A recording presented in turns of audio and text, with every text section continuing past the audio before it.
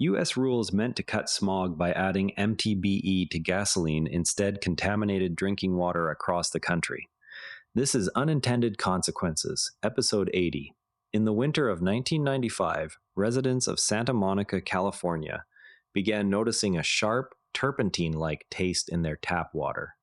No amount of boiling removed it.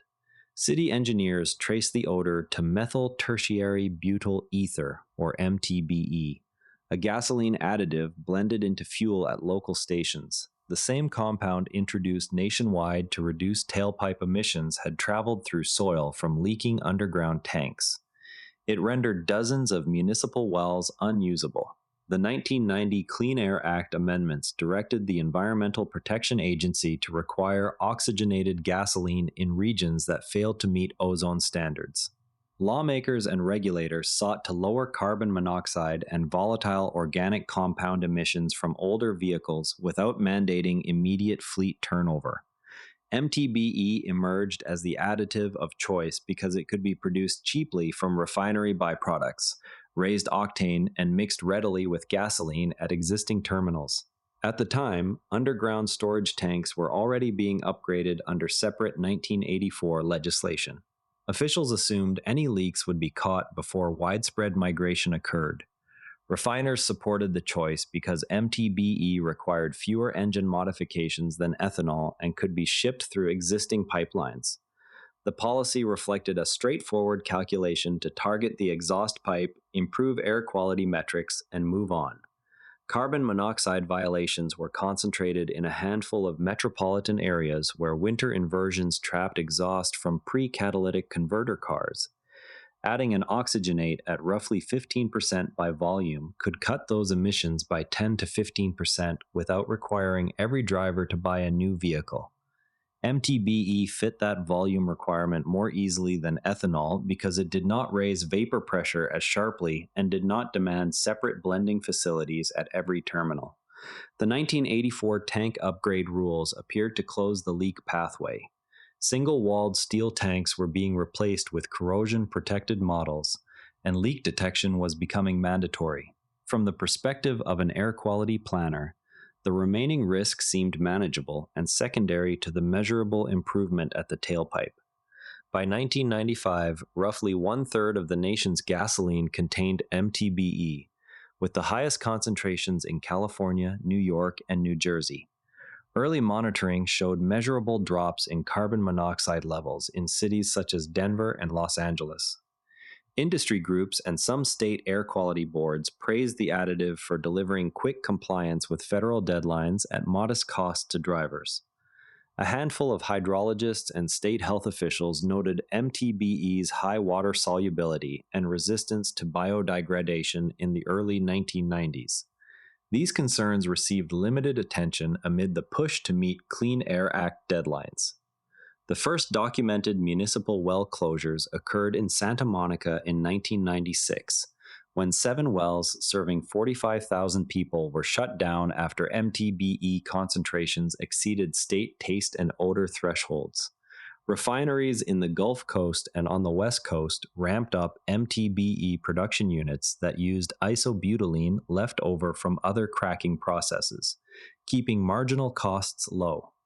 In California alone, the additive displaced several 100,000 barrels of conventional gasoline components each day.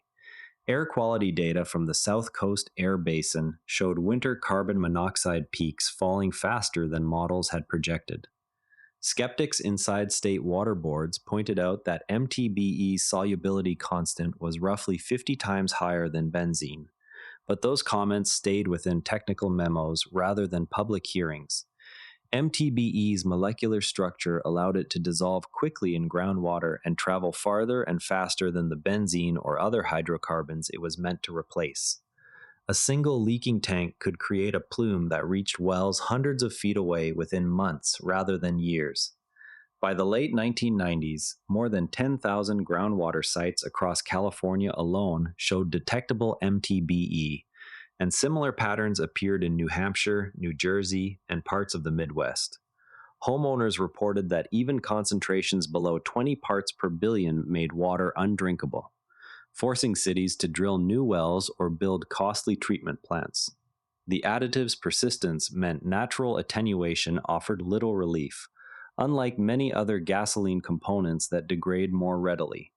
Second order effects included the diversion of state cleanup funds away from older industrial solvents toward gasoline sites and the sudden need for new analytical methods that smaller laboratories had to adopt. In some communities, residents lost access to local water supplies for years, while treatment systems were designed and permitted. The causal chain ran through the tank itself. Even after the 1984 upgrades, many older single-walled tanks remained in service during the transition years, and small leaks at fittings or overfills continued. Because MTBE partitioned almost entirely into the aqueous phase, a release of a few hundred gallons could generate a plume covering acres within a year. Treatment required either air-stripping towers or granular activated carbon, both more expensive per gallon than the methods used for conventional gasoline spills. Communities that had relied on shallow aquifers suddenly faced capital projects measured in tens of millions of dollars. The air quality gains continued to register in monitoring networks, creating a split-screen effect in which regulators could point to cleaner air, while water managers documented unusable wells. California banned MTBE in gasoline effective 2004, and most other states followed with phase-outs or outright prohibitions by 2006. Refiners shifted to ethanol, which carried its own infrastructure challenges, including pipeline incompatibility and higher volatility. Cleanup costs for MTBE sites have exceeded several $billion nationwide, with estimates for California alone running above $1 billion by the mid-2010s. Some states pursued litigation against refiners under product liability theories, resulting in large settlements that funded treatment but did not restore lost aquifers. The episode prompted tighter requirements for double-walled tanks and continuous leak detection, measures that have reduced new releases but cannot address plumes already in motion. Today, MTBE remains a monitoring target at thousands of sites, though new detections have declined sharply since its removal from fuel. The switch to ethanol introduced new logistics because ethanol cannot travel in existing pipelines without risking corrosion, so it moves by rail or truck and is blended at the terminal. That change raised distribution costs and, in some regions, increased evaporative emissions during summer months. Double-walled tanks and electronic leak sensors became standard, yet the legacy plumes from the MTBE era still require ongoing extraction and monitoring at hundreds of sites. No new national oxygenated fuel mandate has repeated the same single-medium optimization. When a policy optimizes for performance in one environmental medium, it must still be screened for behavior in every medium the substance can reach. Simple metrics such as tailpipe emissions can mask downstream transport properties that only appear after large-scale deployment. Decision makers can reduce these blind spots by requiring cross-media fate and transport modeling before mandating any new chemical at national scale. The MTBE case still raises a practical question for today's fuel and chemical policies. Which performance characteristics are we measuring, and which ones are we simply assuming will stay contained?